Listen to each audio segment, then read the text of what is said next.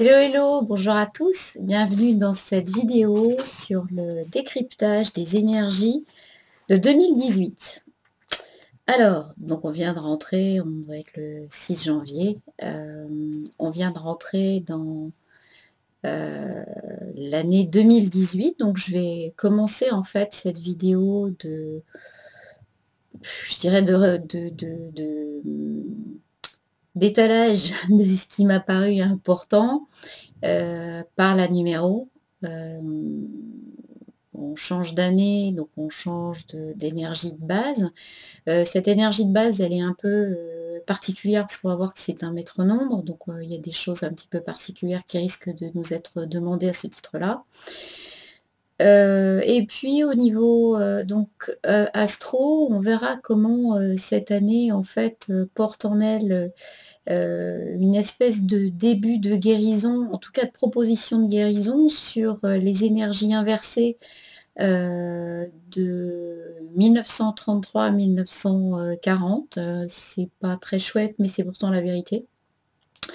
Le retour évidemment de Uranus en taureau. L'avènement d'Hitler, c'était Uranus, le retour d'Uranus en taureau. Donc on verra pourquoi ça va cristalliser un certain nombre de choses et ça va nous amener et ça va nous proposer un certain nombre de choses. Ça va remettre en place aussi un certain nombre de ce que moi j'appelle des égrégores, c'est-à-dire des énergies qui ont été fabriquées. Alors en général, c'est pas que négatif, hein. Une égrégore, ça peut être aussi des choses qui ont été fabriquées de façon positive par des milliers de gens pendant des périodes bien définies. En fait, c'est des espèces de bulles d'énergie provoquées par les masses, en fait, le collectif des gens, et qui finalement, quand ces événements s'arrêtent, ces masses restent en suspens. Et donc, elles vont se réactiver si jamais on rentre à nouveau dans la proposition d'une énergie qui leur correspond. Et donc là, ça va être le cas, notamment avec Neptune qui est en poisson, donc à l'opposé exact de où il était en 33-40, et l'opposé exact de Pluton qui était en Cancer alors qu'il était en Capricorne. Donc on a donc le retour évidemment avec ce déclencheur de Uranus en taureau, ça va nous proposer des choses. Et donc à ce titre-là, on verra que dans l'année, on risque d'avoir 3 étapes énergétiques importantes qui vont être d'une part initiées par le mois de janvier avec cette entrée de Saturne en Capricorne, avec un certain nombre de planètes en Capricorne, comme je l'avais dit pour la pleine lune du 2. Et on aura une autre étape en mai, avec le passage directement en taureau. Alors ça sera en plus en même temps dans le signe du taureau. Donc on va avoir un passage conjoint Uranus-Soleil en taureau. Donc il y a vraiment quelque chose à comprendre.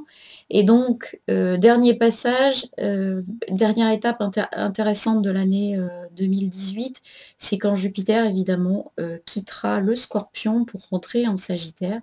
Et à ce moment-là, on verra que c'est assez intéressant parce que le jour où lui va rentrer en Sagittaire, il ne sera pas tout seul, il sera accompagné aussi, je crois bien, de Mercure et en tout cas de la Lune. Donc il y a une espèce de dualité, encore on va voir Soleil-Lune, qui va accompagner le passage dans des signes différents de planètes lentes. Voilà, ça risque quand même de nous proposer un certain nombre d'énergies qui vont nous amener notamment, on va voir avec un quinconce assez intéressant, donc vraiment une proposition de réflexion. Alors, commençons tout de suite par cette année 2018. Alors cette année 2018, l'an dernier on avait vu 2010, le 1 plus le 0 c'était le libre arbitre, voilà, commencement de cycle, etc. Ici on arrive sur 2018, c'est 2 plus 1 plus 8 égale 11. 11 en numéro, elle n'est pas un 1 plus 1. En tout cas, ça n'est pas un 2. Le 11 est un maître nombre qui ne se réduit pas. Et à ce titre-là, j'aimerais bien qu'on ne le réduise pas, en fait. Parce que, pourquoi Parce que, on va voir, je vais faire une comparaison, mais le 11 et le 2, même en valeur spirituelle, n'ont absolument rien à voir. Le 11 est composé, donc, c'est la force, d'accord, La force est un signe, est une lame intéressante parce que c'est une femme donc qui maîtrise un lion, sans particulièrement demander beaucoup d'efforts, qui a sur son chapeau un chapeau, vous voyez, un chapeau en forme de léniscate, donc c'est-à-dire en forme de 8, plus ou moins de 8 couchés, donc de symbole de l'infini. Donc il y a quelque chose d'intéressant là-dedans, c'est-à-dire que on va voir aussi plus tard que c'est une vertu théologale, une vertu cardinale, et que elle a vraiment une demande en elle, et en tout cas au niveau de l'introspection, elle maîtrise ce lion, donc c'est cet aspect animal que nous avons, donc elle l'équilibre. D'accord? C'est parce qu'elle a équilibré son côté spirituel et en tout cas sa peur intérieure et qu'elle a bravé sa peur intérieure, qu'elle arrive à maîtriser finalement cet aspect animal et à l'équilibrer. Attention, elle ne le fait pas disparaître, on est d'accord? Elle l'équilibre. Et ça, le 11, c'est vraiment donc composé de ce chiffre miroir. Là, on ne le voit pas bien parce que c'est un X et un chiffre romain, mais le 11, c'est vraiment un nombre qui va nous demander une réflexion au niveau du miroir, au niveau de notre ego, au niveau de ce que nous renvoyons comme image, au niveau de ce que les autres nous renvoient comme image de nous-mêmes. Donc, là, aujourd'hui, on est avec ce maître nombre. Ce maître nombre, il n'est pas pour nous, il est pour Gaïa, il est pour la Terre. Et donc, qu'est-ce qui se passe? Eh bien, il se passe que le 11 est un maître nombre qui donc véhicule avec lui les aspects du maître nombre, c'est-à-dire le fait de fédérer des aspects et des projets très ambitieux avec une collectivité. Donc, normalement, le 11, c'est un chef de file. Des chemins de vie 11, par exemple, comme Napoléon. Bon, tous les 11 ne sont pas Napoléon, hein. Mais et heureusement. Mais alors après, la démesure du 11, le 11 qui vibre un contre un, il a du mal. Alors il va vibrer en deux des fois, effectivement, et c'est là où on va retrouver le 2. C'est-à-dire que quand le 11 vibre mal, il vibre en deux. Donc il va vibrer dans le conflit ou dans la dépendance, plus souvent dans le conflit ou dans la dépendance quand il a peur de faire les choses. Donc ça va donner, lui, le 11, enfin ce chemin de vie 11, et cette année 11 vont donner lieu à, normalement, plus de projets ambitieux, des idées et des intuitions beaucoup plus ouvertes. C'est un nombre de guidance, donc on a une notion aussi de responsabilité vis-à-vis de soi-même, pour se positionner et puis pour utiliser les informations qu'on reçoit. Qu'est-ce qu'on en fait? Là, il y a vraiment une notion de responsabilité dans le 11. On a la possibilité de développer cette richesse intérieure. On a aussi la possibilité de traiter ces schémas pour justement qu'on n'arrive pas à la vision négative du 11 qui va être ni plus ni moins que des excès, une impossibilité de remise en cause, beaucoup de conflits, beaucoup ouais, c'est des excès, c'est des choses qui ont un émotionnel super fragile. Donc on peut basculer dans du 1-1, c'est-à-dire dans quelque chose qui va aller tout noir ou tout blanc. Donc c'est vraiment le 2, on retrouve le 2 de la dualité. Donc cette grande nervosité va devoir être canalisée, comme l'indique la force, pour arriver à vraiment équilibrer à l'intérieur, pulsion, ressenti, peur, et voilà, avec le côté spirituel. On voit bien d'ailleurs que dans cette image, on a la cape qui est rouge, donc qui est le symbole de l'action, et en tout cas qui est le symbole de tout ce qui peut avoir de peur et de choses au niveau voilà, intérieur mal ressenti, qui couvrent en fait le bleu de la robe, qui est le côté de l'esprit, le côté spirituel, etc., qu'on retrouve dans le chapeau.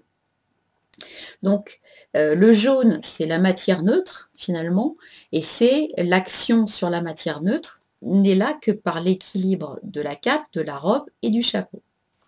Donc on a vraiment, cette demande de 11 qui est finalement une femme sans force, qui maîtrise de l'intérieur un lion. Alors cette iconographie, elle nous rappelle évidemment, Hercule et un de ses travaux d'Hercule qui était, le lion de Némée.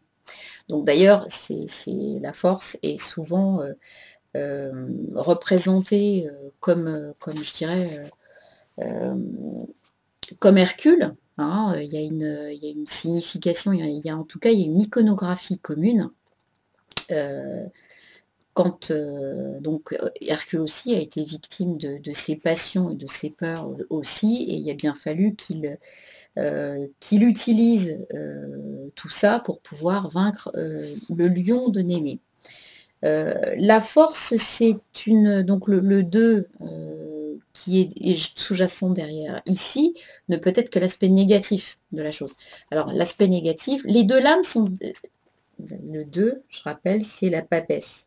La papesse, elle est, tout de suite après le battleur, donc il y a une histoire d'apprentissage. Elle a un livre, elle écrit, elle lit, en tout cas, elle est mutique. Il y a du silence. Là aussi, c'est une lame de durée, c'est-à-dire que les projets ambitieux qu'on peut commencer en année 11 n'ont pas forcément tous d'aboutissement en année 11.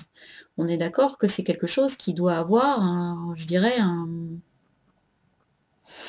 une construction suffisamment solide pour pouvoir aller de l'avant. D'accord?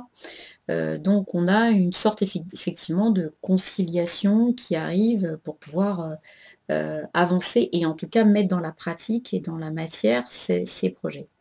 La force telle qu'elle est représentée ici, et qui peut donner aussi son énergie à l'année, c'est une des 4 vertus cardinales. Je rappelle, les vertus cardinales, alors, et bah, c'est la justice, la force, la prudence qui est, matérialisée, enfin qui est par le 9, donc l'ermite.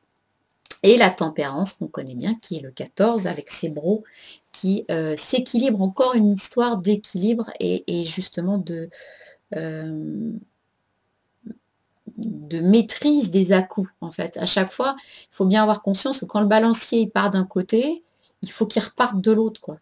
Donc le but, c'est d'arrêter le balancier au milieu, pour qu'il y ait plus d'à-coups dans ce que vous vivez. Un truc qui est super positif que vous allez vivre, il va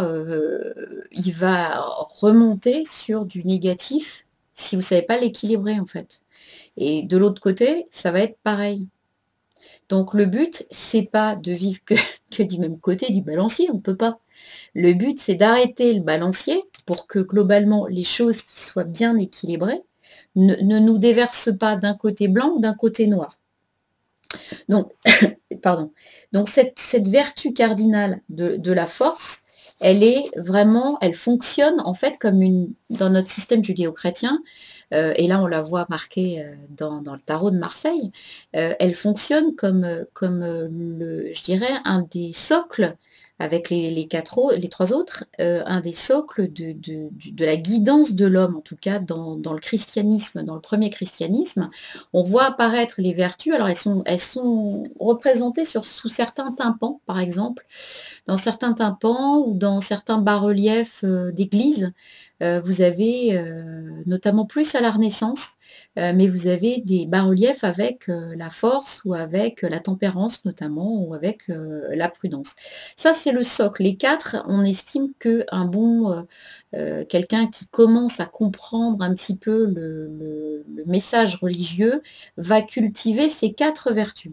Une fois qu'il aura compris ça, donc c'est-à-dire qu'il va avoir compris le socle de la guidance, chrétienne, donc la force, c'est vraiment la notion de courage, hein, qui reste droite. La prudence, c'est le discernement. Encore une fois, on l'utilise toujours, le discernement, pour choisir les options justes. La justice, bah, c'est une volonté d'équité. Et aussi, c'est une rétribution exacte des choses qui sont données. Et il faut qu'elles se soient reçues aussi. Et la tempérance, évidemment, c'est la justesse du comportement. Une fois qu'on a réussi ces 4 vertus cardinales-là, en fait, on se retrouve à passer au stade suivant et on va avoir à travailler les vertus théologales. Donc foi, espérance, charité. c'est encore différent. Et ça sera le stade, la marche au-dessus. Donc ces vertus, en fait, elles viennent pas de l'ère chrétienne, hein, parce que déjà, c'est des vertus qui étaient utilisées pendant les Grecs, les Romains. Elles sont décrites notamment, je crois, par Socrate et Platon. Donc c'est vraiment, encore une fois, comme je vous disais dans d'autres vidéos, on intègre aux religieux ce qui est païen ou autre chose, et qui est quotidien ou familier pour les populations locales. Là, les vertus, c'est juste des trucs super familiers et puis au niveau de la philosophie du comportement, donc on les intègre. Donc, voilà, ça donne, on est censé, donc les vertus cardinales plus les vertus théologales, on est censé avoir donc 7 piliers, 7 qui renvoient aux 7 sacrements, pour avoir quelque chose de beaucoup plus, ouais, une existence en fait totalement équilibrée dans la vie d'un homme. Alors voilà, ça c'était pour le 11. Il se casse la figure, mon histoire. Alors, je cherche, voilà, c'est là. Je cherche le 11. Le 11 CAF de lettres hébraïques, donc du tarot de Marie-Elia. Des lettres hébraïques. Alors, comme on était déjà tombé dessus il n'y a pas très longtemps, et le CAF, c'est la paume de la main, on avait vu. D'accord? C'est une espèce de... on voit que ça récupère la lumière. Et je vous avais parlé de la kippa, qui est censée récupérer la lumière, donc de l'âme originelle. On se la pose ici. Elle est posée ici pour justement préserver l'âme incarnée des voiles de l'obscurité qui peuvent émaner de la matrice. Donc de pouvoir garder toujours la guidance exacte de l'âme. Donc en fait, CAF, qu'est-ce qu'il dit avec le Zohar? On l'a vu aussi dans la dernière vidéo, que bon, il voulait aussi présider à la création du monde, puis quand il est parti, waouh, tout a failli tomber, et donc le Saint béni soit-il lui a dit, mais non, surtout, t'en vas pas, parce que CAF, c'est vraiment la royauté, c'est le royaume qu'on doit reconquérir pour pouvoir à nouveau être un, être nous, être unifié, on va dire, d'accord? Être unifié. Donc, CAF, quand lui, il avait vu ça, il était aussi avec Lamed, donc le 12, puisque ça c'est le 11, mais quand le 12 arrive, eh bien, il exprime une totalité, un achèvement. D'accord? Le 12, on sait bien que c'est les 12 apôtres, les 12 signes du zodiaque. C'est un cycle complet, le 12. Le 12, en numérologie, ça apparaît pas tout à fait comme ça, mais en fait, c'est un cycle complet dans beaucoup de religions et dans beaucoup de... Voilà, le 11 est presque la fin, et le 12, c'est l'achèvement. Donc le 11 plus le 12, c'est vraiment la globalité, c'est le cycle entier. Et donc on avait donc peur quand le CAF partait pour pouvoir présider à la création du monde, que comme il est aussi l'initiale d'extermination, on s'était dit ça va être l'extermination totale, et donc du coup on lui avait demandé de ne pas quitter sa place. Et le Saint béni soit-il a demandé d'ailleurs à d'autres lettres de ne pas quitter leur place. Il a demandé au Lamed, donc le 12, et la troisième c'est le même, la matrice qui n'a pas le droit non plus, puisque nous avons tous à reconquérir ce que l'on est, d'accord? Voilà. Et c'est aussi une lame de silence, hein. Il n'y a que la lumière là-dedans, il n'y a pas d'expression particulière.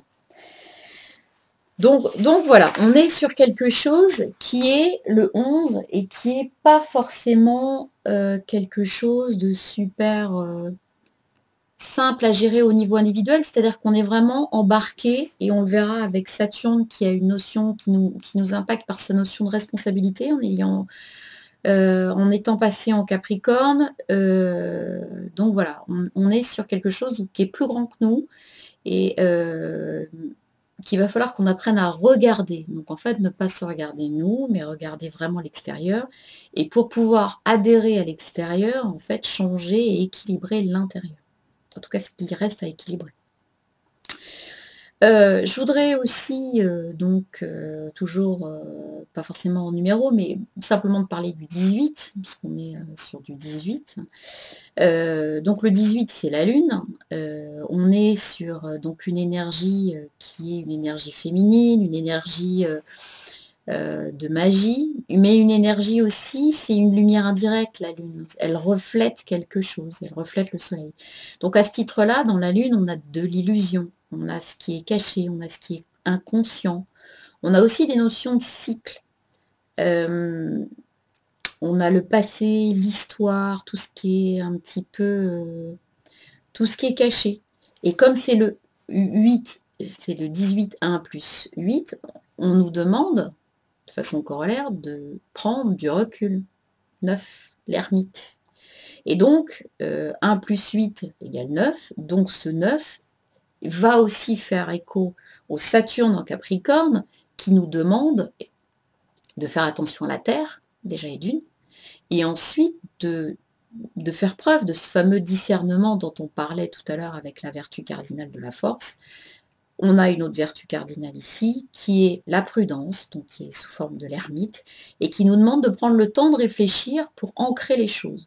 Saturne en Capricorne va aussi nous demander ça. Et la cristallisation de l'entrée de Uranus en Taureau va aussi, d'un seul coup, ralentir les choses et nous demander, bien évidemment, de pouvoir poser le questionnement qui va avec. D'accord? Là, on voit effectivement dans la Lune, je ne l'ai même pas sorti. Dans la Lune, on voit que vraiment les choses sont... Encore, il y a une espèce de symétrie. Vous voyez? Donc, on est encore dans une espèce de dualité. On a encore un paysage d'une tour, un paysage de gauche, de droite, et l'écrevisse en dessous, donc, ou le crabe, ou je sais pas quoi, qui va manger donc ce qui est complètement pourri au fond, donc l'écrevisse qui mange la viande pourrie, hein, pour pouvoir transmuter les choses. Mais c'est que de la réceptivité. Vous voyez bien qu'il y a de la matière neutre qui est jaune, il y a du spirituel qui est bleu, et à aucun moment on a de l'énergie yang là-dedans. On n'a pas d'action.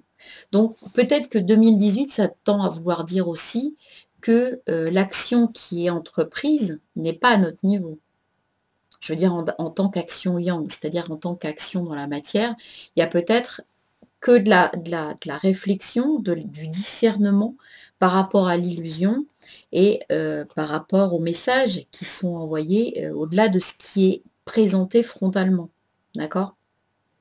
Parce que les chiens, là, on voit, ils aboient. Mais en fait, c'est pas ça l'important du message. L'important du message, c'est les crevisses en dessous.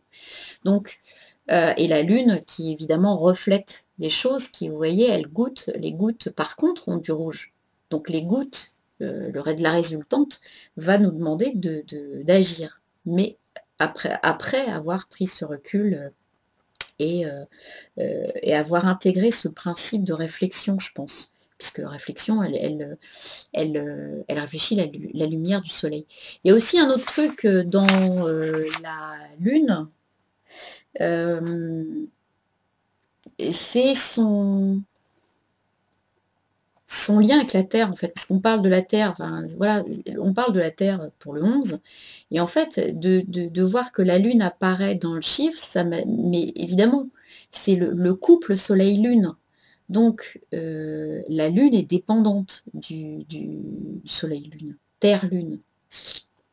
Terre-Lune. Et donc, on voit que si notre satellite, dont notre satellite est bien évidemment dépendant, quoiqu'il ait aussi une influence non négligeable sur la Terre, avec les marées et avec tout ça. Et donc, est-ce qu'il n'y aurait pas une demande d'unification de ces énergies? Est-ce qu'on n'est pas en train de nous dire, ben voilà, va y avoir une unité du couple Soleil, j'y arriverai pas, du couple Lune-Terre, ou Terre-Lune, qui soit un petit peu l'union des contraires, qui soit un petit peu la fin de la dualité, justement. Ce 11 indiquant, au final, qu'on ne veut plus du 2 de dualité, mais qu'on doit passer à quelque chose de plus grand que la dualité. Donc voilà, c'est un petit peu, c'est ça qui moi qui m'est apparu, c'est que justement, il fallait pas revenir aux 2 de la dualité, il fallait vraiment essayer de rester sur le 11 et en plus avec ce 18 qui appelle la lune, qui appelle l'énergie de la lune, voir comment unifier, ce couple, Terre-Lune, qui doit, évidemment aller, à mon avis, dans le sens de ce projet et de ces vibrations qui doivent aller, de plus en plus haut. Voilà. Donc ça, c'était la numéro. L'astro, maintenant. Alors, ce qui est intéressant, c'est que, aujourd'hui, on a, une année 2018 qui est en fait une année de transition. Transition pour nous proposer des choses qui vont aller,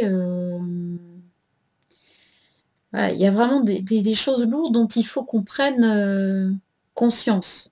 Bon, ces consciences, je dirais, elles s'expriment dans plusieurs domaines. On a toujours ce discernement important qui est proposé par Jupiter en Scorpion.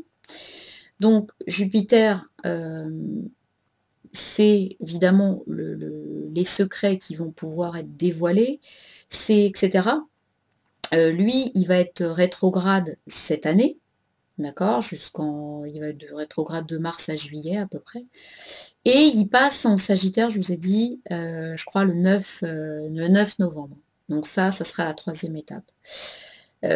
On va avoir donc cet aspect Uranus qui va passer en Taureau, d'accord? Puis qui va être rétrograde, puis qui va redémarrer début 2019.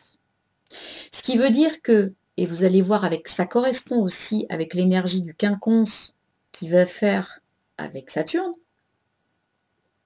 pas avec Saturne, on verra plus tard. En tout cas, il va faire un trigone avec Saturne, qui va nous proposer de mettre en place une activation particulière des projets, d'accord? Et on va voir que certains signes vont être poussés à changer des choses matérielles très quotidiennes et très concrètes cette année. Les choses vont vraiment concrètement, pour certains signes, concrètement demander à bouger, quoi. Ça va changer du tout au tout. D'accord? Donc, là, on a également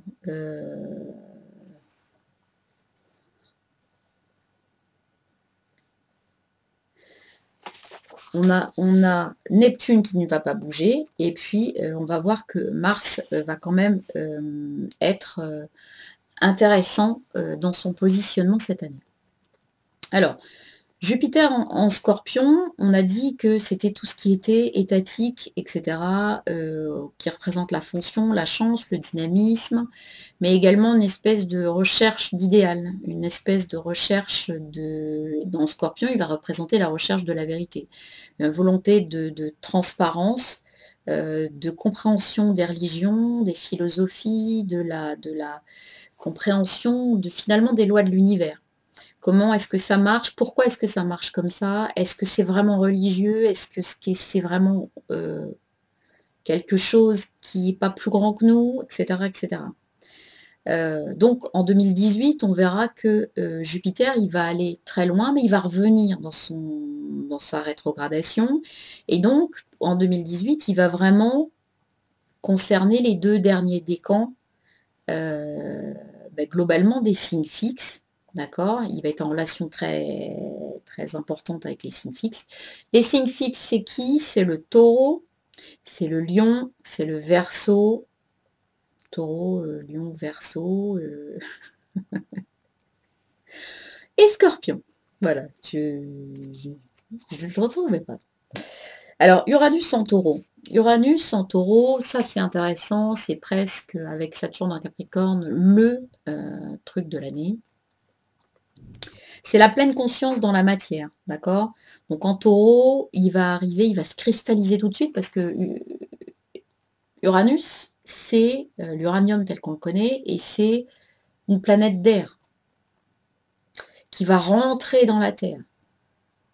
Donc elle va complètement, son énergie va complètement se cristalliser. Elle va être complètement... alors, ça va donner évidemment des nouvelles énergies, des nouvelles technologies dans les domaines du bien-être, dans le domaine de l'agriculture, dans le domaine des sociétés, des modes de vie, etc. Ça va toucher le corps énormément. Le trigone dont je parlais tout à l'heure avec Saturne va certainement énormément développer par exemple les exosquelettes, les choses comme ça. Au niveau du corps, il va y avoir beaucoup de choses qui vont être certainement mises en place au niveau des prothèses, au niveau même de la technologie, certainement de tout ce qui est chirurgie esthétique, de tout ce qui est modification. Alors après, il y a le corollaire qui va être la modification génétique, qui va être la volonté d'aller plus loin dans le tripatouillage du fond du signe du taureau. Alors des choses pour les dents aussi, parce que Saturne c'est les dents et le taureau c'est les dents aussi. Donc on va avoir certainement des choses qui vont aller positivement, mais on va avoir l'enfer étant pavé de bonnes intentions, on va avoir, et puis c'est notre évolution, il va falloir qu'on fasse un choix. Là, clairement, on est dans une année de transition qui va nous demander, voilà, qui va nous dire toute l'année, vous avez la possibilité de choisir ça. Voilà ce qui se passe. Donc là, c'est merveilleux. On développe l'exosquelette, on développe les prothèses, on développe tout un tas de choses qui sont super humaines, qui sont super constructives, qui vont dans un sens des réalités, parce que Saturne épouse derrière, donc le sens des réalités, je pense qu'on l'a. Voilà. Et de l'autre côté, bah ouais, vous allez avoir une puce RFID. Tiens, tenez, la puce RFID, c'est trop chouette. Vous allez voir, vous allez pouvoir entrer en boîte de nuit, vous allez pouvoir payer votre Navigo, vous allez pouvoir payer tout un tas de choses. Et si vous ne l'avez pas, surtout, vous ne rentrez pas. Puce RFID, quoi. C'est un truc juste n'importe quoi. Donc, mais ça, on le voit déjà, le démarrage. Il y a des gens qui sont, c'est déjà testé dans certains pays, il y a des gens qui trouvent le moyen d'être contents avec ça. Donc, le bidouillage de l'être humain commence maintenant. Et donc, on va avoir Saturne en taureau, c'est la responsabilité. C'est est-ce qu'on veut ça ou est-ce qu'on ne veut pas ça? Est-ce qu'on veut un mode de vie nouveau, c'est-à-dire quelque chose qui prend en compte l'être humain dans sa globalité, ou est-ce qu'on nous laisse dicter avec toujours plus de rendement? Parce que alors ça, c'est ça aussi Uranus en taureau, hein. On va vous expliquer qu'il n'y a plus besoin de rendement, on va tous bouffer les insectes grillés, machin, mais c'est trop chouette, parce que vous allez voir à quel point c'est bon. Et puis voilà, et puis il faut continuer à manger de la viande. Donc stop, stop, stop, stop. Voilà, est-ce que vous voulez de ça? Est-ce que toujours ce truc-là, de toujours plus de rendement en extrayant des choses que la Terre ne peut même plus donner, mais c'est pas grave, on va l'obliger à recréer le truc sous une autre forme en lui faisant croire que, etc. Mais c'est, voilà, donc ça c'est Uranus en taureau, bien aspecté en plus par Saturne. On risque d'avoir des gens qui vont aller là-dedans, mais le corollaire, c'est qu'on va avoir des gens qui vont penser à un autre mode de vie, qui vont penser à une agriculture raisonnée, qui vont penser à quelque chose de local. Uranus en taureau, ça peut être de l'agriculture locale. Ça peut être un truc où on se dit, on trouve quelque chose qui dit, finalement, pour pouvoir vraiment travailler et vivre tous ensemble, on a trouvé un mode de autre chose. Un truc qui n'est plus pyramidal, parce que le pyramide, c'est l'ancienne énergie yin, yang, et je vous ai expliqué que là, on est en pleine énergie yin. Donc le yang, qui, on le voit bien, avec les affaires de femmes qui se plaignent de la parole. Alors évidemment, il y a des débordements, parce que l'énergie yin, c'est une énergie qui a été contrainte et qui a été je dirais, écrasé pendant des années. Donc bien évidemment, toutes les femmes sont pas, super topissimes. Bien sûr qu'il y en a plusieurs qui se mettent, qui vont raconter des conneries, évidemment, évidemment. Mais ça, c'est le corollaire du balancier, encore une fois. On lâche un truc, ça part dans un sens, mais ça va forcément pas s'arrêter au milieu, hein, ça va repartir dans l'autre sens.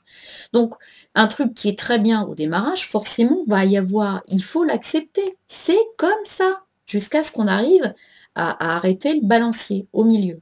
Donc là, on est sur un Uranus en Taureau, bien soutenu, par un Saturne, qui va avoir, dont je parlais tout à l'heure, du fameux quinconce, qui va avoir en troisième étape, un quinconce avec Jupiter qui va arriver en Sagittaire.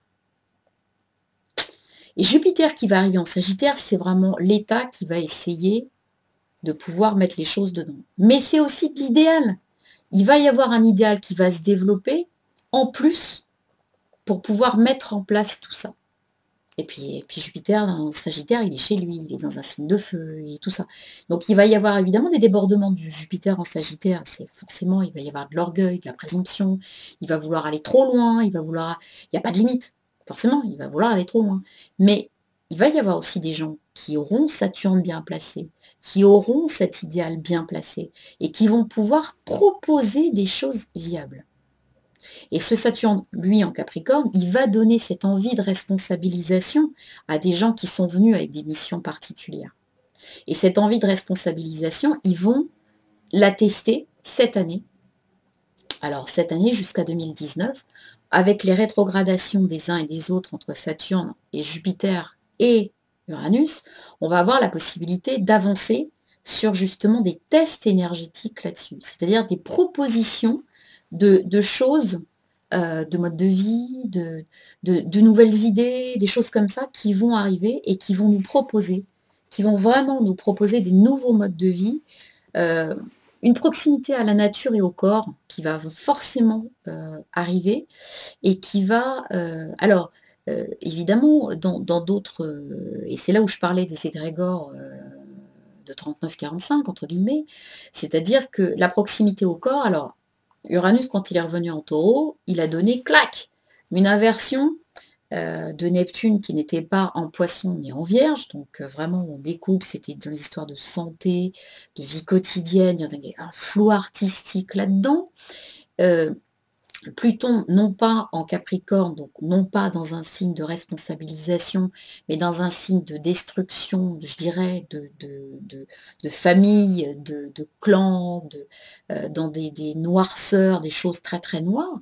Et donc ça a donné évidemment une espèce de bouillie, d'idées horribles, etc. C'était d'autant plus vrai que le nœud sud était conjoint à l'époque avec Neptune, et ce Neptune qui donc était à l'inverse, évidemment, on se trimballe des égrégores 39-45 maintenant, d'accord, parce que c'est inversé, donc on a l'opportunité d'aller lever ça, mais c'est pas un égrégore qui a été créé en 39-45, c'est un égrégore de déportation, d'esclavage je dirais, de remise en cause de la nature humaine et de sa valeur. D'accord? Donc, à chaque fois qu'il y a eu un retour d'Uranus en Taureau, on s'est posé, alors on a eu à chaque fois, un coup sur deux, on peut avoir aussi des choses très chouettes, mais on a eu aussi, une fois sur deux, des remises en cause de ce que c'est que finalement la nature humaine, du pire comme du meilleur, de l'asservissement et de la liberté de la nature humaine. Uranus, c'est la planète de la liberté. Mais c'est pas la liberté, c'est la liberté individuelle, mais qui reste dans le respect du transversal, pas du pyramidal. On est dans quelque chose où la hiérarchie avec Uranus n'existe pas. On est dans quelque chose qui va être autre chose, du troc. Vous voyez, c'est ces énergies-là. C'est le troc, c'est l'entraide, c'est Uranus, c'est les amis. Donc évidemment, c'est les nouvelles technologies, c'est tout ça, mais évidemment, avec le corollaire là, de l'Uranus en taureau, donc qui nous ramène évidemment aussi avec un Pluton en Capricorne qui va nous ramener à l'alimentation, la gestion de l'alimentation. Comment on fait pour pouvoir gérer cette alimentation absolument terrifiante de tout le monde? Pluton en Capricorne, donc dans les instances politiques qu'il est en train de réduire à néant. Donc on verra probablement avec l'Uranus en Taureau et Pluton en Capricorne cette année, le système politique va un peu en chier pour pouvoir, excusez-moi, mais pour pouvoir montrer une valeur, enfin en tout cas une ouverture positive. Ils vont avoir du mal à se recréer, les gauches, extrême droite, machin. Ça va être compliqué pour eux de trouver un socle. En fait. Parce que Saturne, Trigone, Uranus, c'est de la nouveauté qu'on veut. Donc il y en a peut-être qui vont émerger de tout ça, trouver les énergies qui sont là en présence pour pouvoir les utiliser, pour pouvoir proposer des modes des modes de vie complètement différents. Ça serait quelque chose qui est dans une possibilité tout à fait intéressante. Uranus, donc dans son quinconce aussi à Jupiter en fin d'année, va commencer, Jupiter en Sagittaire, on va le voir, c'est les mouvements sociaux aussi, c'est l'idéalité du social, de la société. Bah donc, quinconce, alors là, l'énergie du quinconce, le quinconce c'est 150 degrés. Donc ça veut dire que c'est une énergie, c'est-à-dire on touche cette énergie, mais on ne la matérialise pas. C'est-à-dire qu'elle va être présente, mais en fait on ne va pas savoir quoi en faire. Donc elle ne va pas donner naissance à quelque chose. Mais par contre, elle porte en germe quelque chose pour après. Et ce après, ça sera 2020. Parce que quand on se retrouve avec une année 2020, où tout est en Capricorne, c'est-à-dire que Jupiter, il a fini son passage en Sagittaire. Donc il arrive en Sagittaire. Saturne y est déjà. Uranus, c'est toujours en Taureau. Donc Uranus continue à alimenter clairement, correctement le Capricorne, qui est un autre signe de terre comme lui, hein, et comme le Taureau. Et donc, Pluton, on va avoir une conjonction Pluton-Saturne. Donc Pluton-Saturne, c'est un truc, enfin, je veux dire, Pluton-Saturne en Capricorne, c'est pas hyper top, quoi. C'est quelque chose qui annonce des... Pluton, c'est la destruction, et Saturne, c'est le deuil, le renoncement, l'isolement, l'enfermement. Donc on a quelque chose qui déstructure complètement les structures qu'on connaît et qui les laisse par terre. Et il y a une impossibilité de remise en route tout de suite, puisque Jupiter est aussi en Capricorne. Donc ça le ralentit. Il est maîtrisé par Saturne, qui est le maître du Capricorne. Et qui va dire, mais non, moyen, on a décidé que c'était lent. Et lent, pourquoi? Le transit de Saturne en Capricorne, moi je dis c'est quelque chose de positif. Pourquoi? Parce que ça va nous donner la possibilité de prendre des responsabilités.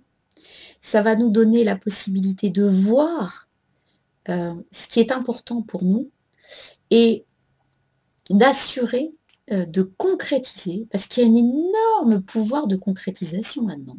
C'est pas que du deuil, que de l'enfermement, que du renoncement, que de la mort, que de... Voilà, c'est Saturne, c'est je me débarrasse de ce qui me pèse, hein, de ce qui va pas, de ce qui est en trop, euh, de, de tous ces trucs de réseaux sociaux ou de gens ou de trucs qui me...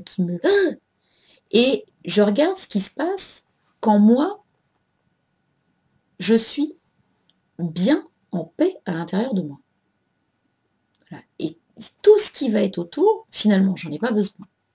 Donc, il y a cette possibilité, quand il va rencontrer en 2020 Pluton, donc après, de pouvoir se débarrasser finalement, de détruire complètement l'extérieur et de pouvoir vraiment se dire, ben voilà, je continue avec ça et pas avec le reste. Alors, en 2020, on verra, il y a Mars qui va arriver en plus dans le champ de foire et qui va certainement créer d'énormes tensions politiques là-dedans. Donc l'année 2020, elle ne va pas être piquée des verres. Donc aujourd'hui, pourquoi je dis que 2018 est une année de transition? Parce qu'en fonction de nos responsabilités de cette année, on va avoir une année 2020 plus ou moins pourrie. Mais ça sera notre faute à nous. Voilà. C'est ça qu'on peut se dire. C'est-à-dire que plus on va décider clairement de regarder les choses correctement dans nos vies propres, la force, elle nous dit: «Allez pas regarder ailleurs, hein, allez regarder à l'intérieur». Plus on acceptera de voir des choses qui ne nous plaisent pas et d'être honnête, parce que c'est ça qu'on nous demande, c'est virez vos peurs. Voilà, donc on va tous avoir un petit peu de mal dans cet exercice-là, parce que c'est ce qu'on nous demande et on nous demande vraiment de pouvoir réfléchir et commencer à comprendre en conscience quelles sont les énergies proposées, parce qu'à un moment donné, on va avoir tous des responsabilités à prendre. Un choix à faire, un travail à faire et un parti à prendre. Alors, de deux choses l'une, hein, soit on saura, soit on ne saura pas. Voilà. Alors, donc tout ça, c'était bon. Donc oui, en 2020, on a une conjonction de Jupiter, Pluton, Uranus, mais également de Cérès, du Soleil évidemment en janvier, d'accord? De Mercure. Enfin, ça va être vraiment un truc, puis alors le nœud c'est-à-dire la volonté. En plus, on aura le nœud sud en Capricorne, parce qu'aujourd'hui, il est en Verseau et donc ça veut dire que ce qu'on n'est pas en train de voir aujourd'hui dans cet égrégore qui est activé par le passage de l'Uranus en Taureau et qui est l'égrégore de l'asservissement de la nature humaine, en tout cas de sa déportation, de l'esclavage, de la mise en esclavage, etc., on va le revivre là. On a un nœud sud qui va arriver, c'est-à-dire qu'il y a une histoire globale de l'humanité qui va arriver conjoint à tout ça. Donc, je pense que là, on a vraiment une réflexion très, très intéressante à mener, puisque dans les 3 passages qui auront lieu en 2020, clairement, là, il y aura des choses qui vont se décanter en fonction de nos choix de cette année. Je voulais aussi parler Saturne, Trigone, Uranus, Capricorne, Taureau, c'est aussi une autre perception du temps. Saturne, Chronos, retourne en Capricorne, c'est chez lui, pour nous expliquer que on va liquider un certain nombre de choses. Alors Saturne qui retourne et qui avec Trigone Uranus, donc c'est attention quand même aux fractures, attention voilà, à ces choses-là au niveau du squelette. Le squelette, attention, ça peut être assez fragile. Il va y avoir peut-être des calcifications, des trucs comme ça, ou à contrario, des calcifications. Des choses comme ça. Donc, on a, dans ce phénomène du temps, en fait, jusqu'à présent, on a beaucoup de choses qui avaient lieu parce que le temps était linéaire. Aujourd'hui, on s'aperçoit tous qu'il nous manque des tas de trucs à la journée, qu'on n'arrive pas, que ce qui passait dans une journée avant ne passe plus. Pourquoi? Eh bien parce que le temps, en fait, est devenu, et c'est lié à cette énergie de Uranus, et que le temps n'est plus linéaire, il est revenu en spirale et verticale, quoi. Ce qui fait que toutes vos problématiques qui étaient échelonnées dans le temps, en fait, remonter la même ligne, mais comme ça, en fait, une problématique plutôt que de s'étaler, elle va avoir une espèce de tangente qui va passer et qui va aller jusqu'à vous. Donc en fait, toutes les versions de la même problématique peuvent se matérialiser en même temps. Et comme Uranus en Taureau va encore accentuer ce phénomène de matérialisation, parce que chaque fois que vous aurez une pensée qu'elle sera juste avec Uranus en Capricorne, vous allez avoir la pleine conscience qui va matérialiser directement devant vous. Donc on va avoir de plus en plus de matérialisation simultanée des choses. Donc je pense qu'on va être tous un petit peu submergés, donc il va falloir apprendre à demander, puisque c'est une histoire de conscience aussi, à ce que simplement des bouts de messages soient donnés, pour qu'on ne soit pas noyé sous les matérialisations. Donc voilà, je pense qu'au niveau du temps, regardez comment se modifie votre ligne de temps, parce que c'est très, très, très probable que la matérialisation que vous allez observer immédiatement dans la matière soit beaucoup plus directe, rapide, et précise que ce que vous aviez l'habitude pour l'instant, en ce moment. Alors, qu'est-ce qu'il me reste? Il me reste, oui, par rapport à cette année, donc je vous disais, il y a 3 étapes énergétiques. On est en janvier, presque plus de voix moi. On est en janvier et donc en janvier, le mois de janvier 2018, il introduit l'énergie de l'année.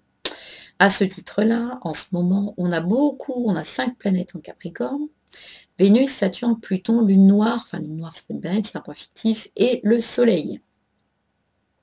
Ce qui veut dire quoi? Ce qui veut dire que pour les signes cardinaux, qui sont donc là le Capricorne, mais aussi en face le Cancer, à 90 degrés le Bélier et la Balance, eh bien il y aura des matérialisations, des changements de vie, des choses comme ça très importants dans ces signes-là. Parce qu'on va devoir comprendre, intégrer et bouger des choses qui jusqu'à présent ne bougeaient pas. Donc, on a vraiment l'entrée et la pulvérisation, il n'y a pas d'autre mot, de Uranus dans ces signes cardinaux, qui va vraiment, alors l'essentiel c'est évidemment le Cancer et le Capricorne, mais ceux qui sont en carré peuvent très bien avoir des changements de vie assez radicaux et assez brutaux, parce qu'Uranus c'est quand même rarement un truc super light, super doux. Donc c'est un peu la maison Dieu, hein, c'est un peu le truc qui arrive alors qu'on ne le voyait pas trop venir. Donc il y a des changements, des modifications de vie importants pour ces signes-là, qui peuvent arriver dès la première partie de l'année, jusqu'en mai. Alors les autres signes, comme les poissons et les scorpions, dans cette période-là, sont aussi poussés, à entamer des démarches, puisqu'ils sont poussés en sextile par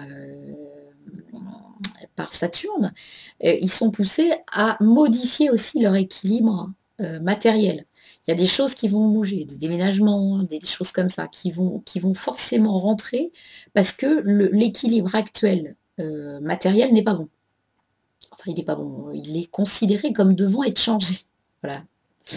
Et donc, de l'autre côté, les taureaux et les vierges vont être amenés à valider des projets qu'ils avaient en tête, mais dont ils n'avaient pas encore pu voir la concrétisation.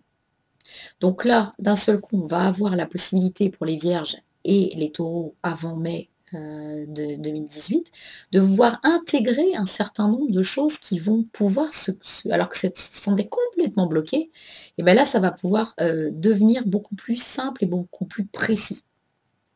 La deuxième étape, elle est évidemment à partir du 15 mai, quand Uranus passe en taureau au milieu des taureaux. Évidemment, il va passer donc avec la présence du soleil également dans le signe du taureau. Donc imaginez les taureaux, comment ils vont ressentir cette énergie-là. Ils vont la ressentir pleinement. D'accord? Bon, les autres aussi, mais les taureaux, ils vont plutôt être gâtés. Puisqu'elle va venir, c'est une énergie aérienne, mais elle va venir se cristalliser complètement et donc ralentir certainement la globalité des choses et proposer un nouveau questionnement. D'autant que Mars va passer à la même période, donc en Capricorne, que Jupiter, lui, il va devenir rétrograde en Scorpion, donc en face. Ce qui veut dire que là, il va y avoir un déséquilibre à ce moment-là pour à peu près tout le monde. Et on va se demander, on va se dire, mais c'est quoi ça? Et comment est-ce que ça se gère? Donc ça, c'est un test, clairement. C'est une énergie test qui arrive, Jupiter est en rétrograde en face. On n'a plus personne aux commandes. Hein. Que l'introspection, encore une fois, hein, que la lumière intérieure. D'accord? Et Saturne sera aussi rétrograde. Donc là, ça veut dire qu'on n'aura aucune certitude sur rien. Donc ça veut dire vraiment que c'est toujours cette force qui arrive et qui dit: «Attention, c'est l'intérieur qui va éclairer, hein». Parce qu'il y a des fois, ce sera un peu compliqué.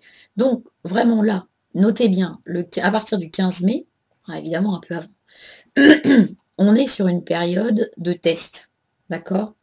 Ça va tester les modèles préexistants. Ça va montrer l'inadéquation des modèles existants actuellement. Donc on risque d'avoir des trucs bizarres qui sortent de partout, des informations étranges, d'autant que Mars sera également rétrograde à ce moment-là. De Verseau, il va revenir jusqu'en Capricorne, d'accord, à peu près en août, il va redémarrer, mais à partir du 28 Capricorne. Donc ça veut dire que jusqu'en août, on va se retrouver avec une impossibilité de comprendre finalement ce qui est vrai de ce qui ne l'est pas, ce qui est pérenne et ce qui ne l'est pas. Et ça sera volontaire. Et la troisième étape, ça sera à partir du 9 novembre 2018, Jupiter passe en Sagittaire. Donc signe de feu, puis il est chez lui. Hein. Mais ça veut dire quoi? Il passe pas tout seul. Il y passe le même jour avec la Lune. Et Mercure, il sera déjà depuis quelques jours. Et il va faire un quinconce avec le Taureau et le Poisson. C'est-à-dire que il va être en quinconce avec Uranus. Donc il va proposer une énergie qui pour l'instant ne pourra pas être matérialisée, mais qui va quand même poser questionnement. Il y a juste qu'on ne saura pas quoi en faire, ni comment, ni quoi en penser. Et en même temps, évidemment, Neptune sera rétrograde, ce qui nous empêchera d'avoir la bonne intuition là-dessus. Donc vraiment, il y a une demande d'expansion, ça va nous mettre dans des tests et des ouvertures potentielles énergétiques et des options de mode de vie et de nouvelles sociétés. Mais à aucun moment, on nous dira quel est le choix à faire. Parce que ce qu'on veut, c'est que la responsabilité de chacun et le libre arbitre de chacun se mettent en branle. Donc, il y a cette notion évidemment, Uranus va toujours nous poser cette question de liberté. Liberté intérieure, liberté individuelle, liberté collective, et la responsabilité. C'est-à-dire que quand on veut réduire notre liberté individuelle et collective, qu'est-ce qu'il faut faire? Est-ce qu'il y a la vérité qui est en dessous? Est-ce que c'est pour le bien de tout le monde? Est-ce que c'est de la manipulation? Est-ce que, voilà, il y aura toujours cette année ce questionnement-là. Donc, et ça, c'est une année de transition. Ne l'oublions pas. De cette année et de ces choix, de ces réflexions, parce qu'on n'en est pas vraiment forcément aux actions. On a vu qu'on était vraiment dans une année de ressenti et une année de réceptivité, où on va nous proposer les choses. Il faudra qu'avec cet ermite, ce numéro 9, on fasse preuve de discernement pour pouvoir unifier tous nos contraires à l'intérieur. C'est vraiment ça. La force demande à unifier les contraires. Le couple soleil, je ne vais pas y arriver jusqu'au bout. Le couple terre-lune jusqu'au bout va demander à unifier les contraires et à faire vraiment montrer que les choses doivent devenir un. Donc aujourd'hui, c'est pour cette année, c'est ce qui nous attend. En tout cas, c'est ma version. Donc si ça parle pas, c'est pas grave. C'est pas plus grave que ça. Voilà, bah écoutez, je vous embrasse. Je vous souhaite une très très belle année 2018, pleine de belles choses, pleine de santé surtout, de réussite et de bonheur et de paix intérieure pour tout le monde et puis pour tous nos proches. Donc bah, je vous embrasse bien fort et puis je vous dis à très très bientôt pour une nouvelle vidéo, cette fois-ci des lunes de l'année 2018. Ciao ciao.